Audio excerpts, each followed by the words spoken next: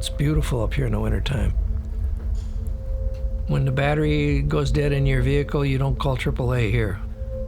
People think, well, gee, you sit up here in the woods, don't you get bored? No, there's still way too much to do.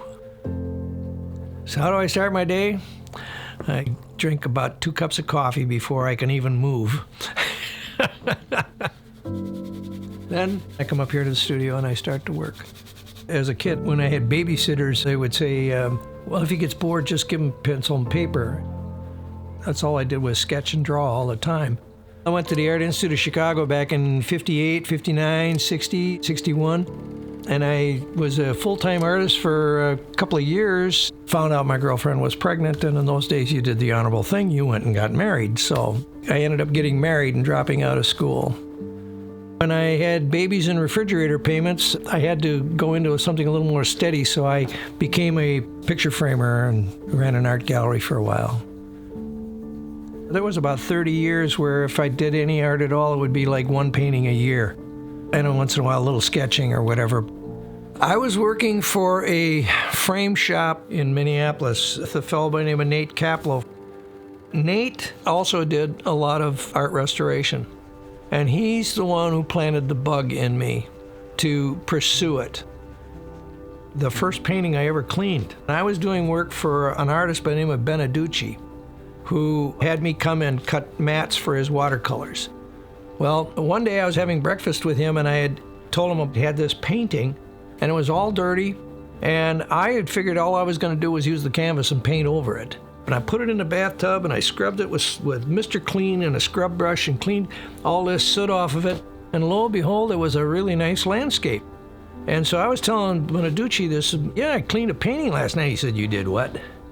You cleaned a painting? And I said, yeah. What kind of a painting was it? And I said, it was a landscape by a guy by the name of Fournier or something like that. He says, Alex Fournier? And I went, oh boy. He said, yeah, he's a very well-known artist. He lived in Minnesota for a while, he lived in New York for a while, he lived in Europe for a while. So he says, I suggest that before you clean another painting, you learn to do it right. And then from that point on, I started taking workshops, seminars through museums. I bought junk paintings and cleaned them and worked on them myself to develop the skills. I finally figured out that I was eventually a conservator in restoration. I try not to do any more touch-up or whatever than I have to. I just try and clean and restore what was there. Let's say the canvas was gessoed white.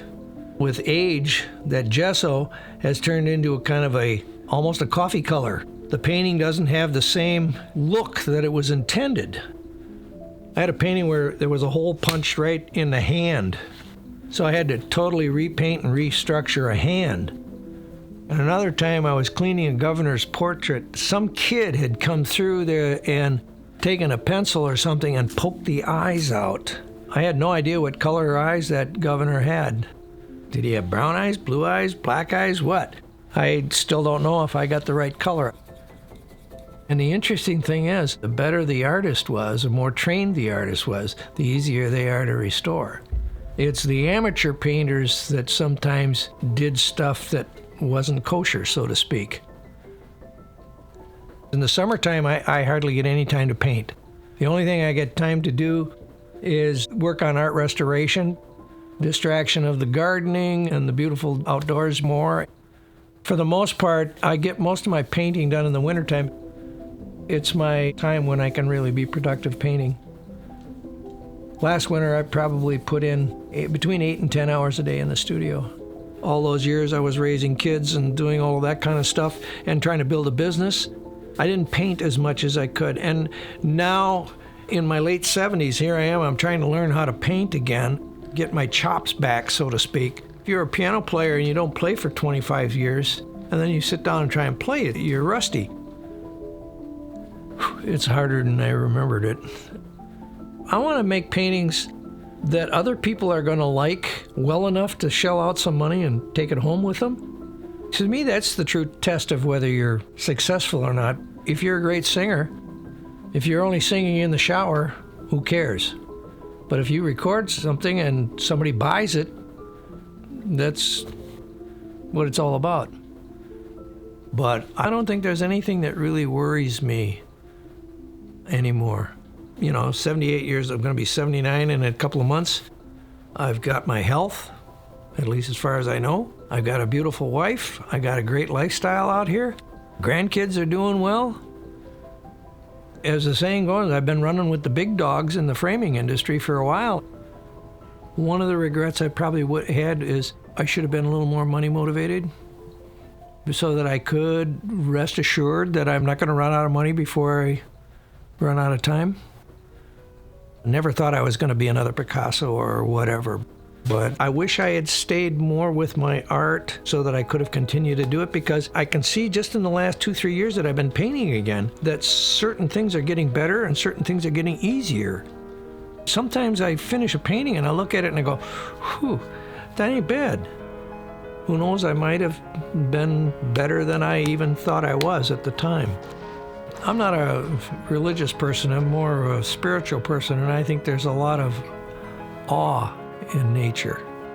I look at a stack of firewood when the sun is just right, and I think, ooh, it's like an abstract, but yet it's realism. It's nature. And I look at a painting and I think, is this what the artist intended? What was it supposed to be? I'm just trying to restore it, not recreate it.